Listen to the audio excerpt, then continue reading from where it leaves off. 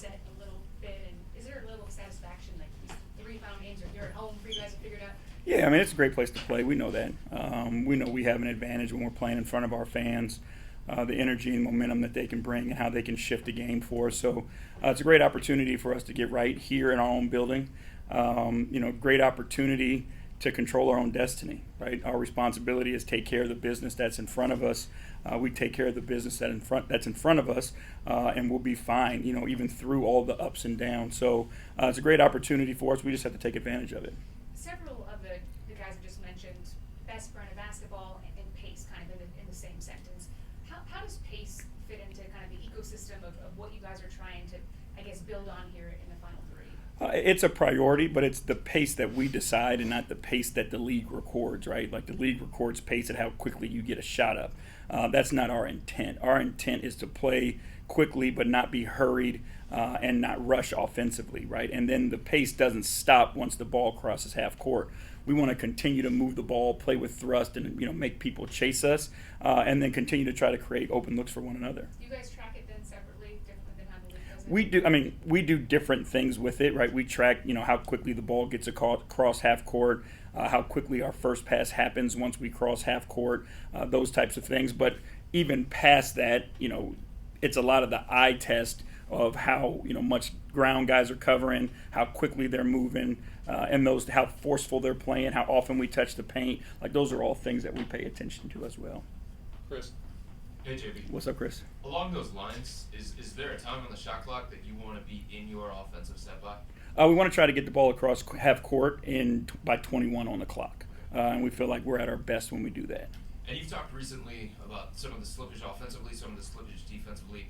When you have both of those things kind of going the other way at the same time, how do you determine what the focus is for you guys in these final 3 before the playoffs? I mean, it's an understanding of who we are and what's going to make us unique and give us the best opportunity to win. And when it comes down to it, the further you want to go, the more dynamic you're going to have to be at both. But one of the things that we've always been able to do, and it's a priority, is to be able to get stops on demand. And when we needed to, we could hold a team for 3 minutes scoreless. So it's a priority for us always to make sure we're focused on our defense.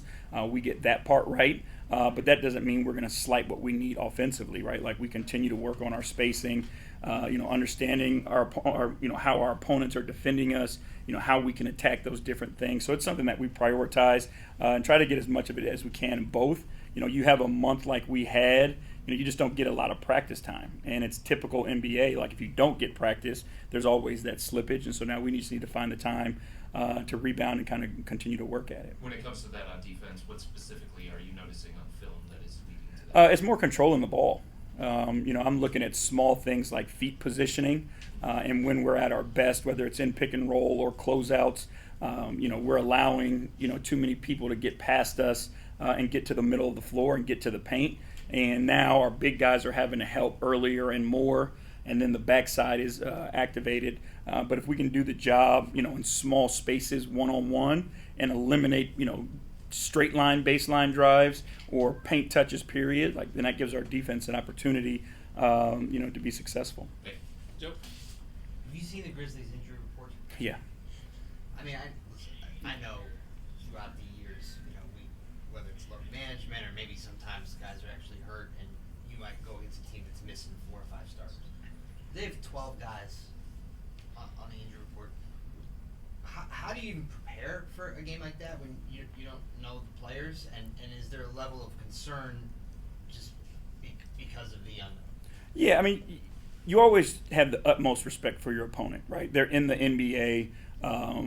Teams that are typically down bodies have guys who are trying to earn something, so they play harder, they play more aggressive, they play more freely. So it is a mindset thing where you cannot disrespect your opponent. Nobody in the NBA. I think obvious, this team coming off a win at Milwaukee, right? So it says to you that obviously they're capable. So, it's not something where you can go into we haven't seen these guys or we haven't played against these guys, so we can't be concerned. You always have to have that sense of urgency. It's not a panic, don't get me wrong, but you have to be on your toes and you have to be puckered to go out. And again, your competition level should never change depending on who your opponent is, right? You should always go out and compete your tail off, and then you should also go out and play the game as selfless as you can, and then, you hope your talent is enough where you go out and you get the win.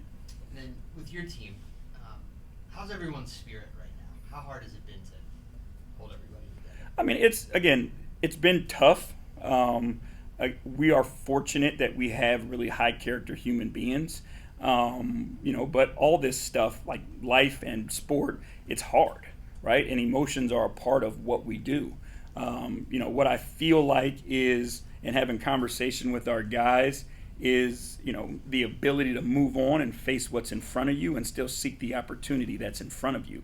As strange as all this has been, there are still great opportunities in front of us, right? So our focus now, and when you talk to the guys, like, it's these 3 games that we're working on. It's tonight in particular, and then we'll move on to Friday. But there doesn't appear to be any hangover or any baggage. It's just a matter of us being focused on tonight and all the things that we can still accomplish if we win the games that are in front of us. Jeff.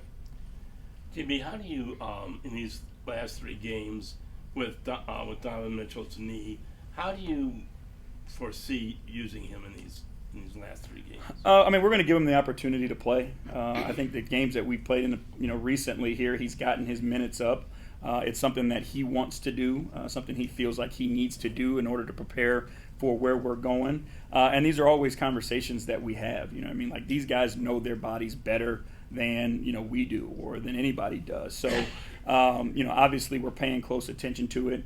Our conversations are daily, if not more than that, to just kind of see like how he's doing, what he needs, because we understand and he understands that we've got to get him to his best in order for us to be as successful as we can. So it's just constant conversations about how we manage it and what he feels like he needs in the moment. But he's such a gamer. I mean, he wants to play so much. I mean, do you have to think that, do you worry that maybe he's kind of just gutting it out and maybe it's bothering him more than he's letting out? Again, like, we would never put him in a position where, he may injure himself or, he's not in position to do the things that he believes that he's capable of doing. And we've had that conversation with him as well. If it ever gets to a point where he feels like he can't do the things that he needs to do safely, then he won't play. And that's what it comes down to. And he hasn't had that yet, right? So, again, it's constant conversations, and we'll continue to do that. Jim, to that point, you guys, to the Mitchell point, you're in this tricky situation where you need him to sort of ramp up, but that's what he's saying. But at the same time, you can tell it's bothering him. How did we get here to this middle ground where you guys have to toe both of those lines? You said, how did we get here? Again, it's like you can't control injury, right? You cannot control, how it recovers. Everybody's body is different. Everybody heals in a different way. But again, this has come to a lot of just conversation and understanding. The time that he was off, like, he needed the time off. Now that he's playing, he's in a position where he feels confident that he can play. And that he believes in, his ability to do the things that he needs to do. So all this stuff has just continued to be conversations, and it is a balance, right? We as a coaching staff, as a medical staff, have to sometimes, look out for players in a way that they might not do for themselves because they just want to go out and play. But we believe there's trust in there so that the conversations can be open and honest from both sides. And we know, like, if he says he's good to go, like, we trust in him that he's good to go. How does the physical limitation he has highlight sort of seems like it's been shining brighter light on his playmaking, for example. How does that highlight the more cerebral parts of his game? Well, obviously he's an extremely intelligent basketball player. So he knows how sometimes to use himself as bait. Because he still carries the same amount of gravity. Like, people aren't going to leave, Don open or rotate off of him. Like, they're going to put 2 on him and pick and roll. So he has an understanding of, how to kind of pick those things apart and make his teammates better and kind of do more with less at times. Tim. JB, you mentioned that the primary focus is the 3 games starting tonight. You often hear, I'm sure you agree, that a team wants to reach its peak going into the playoffs. So what is the primary focus in these 3 games to be at your peak by Sunday after the Charlotte game? Details and habits. Those are the most important thing for us right now. You know, we believe that, you know, our competition level and our selflessness will carry us, but now it's going to come down to all the small things. And when we do the small things well on both sides of the ball, we've proven to be a really good basketball team. So our focus is on all the details, all the small things, and the habits that we know make us successful. How high is that ceiling? How much better, or what can the peak be? I mean, it's hard to put a value on it. I know we've proven to be able to beat anybody in this league when we've played our best basketball.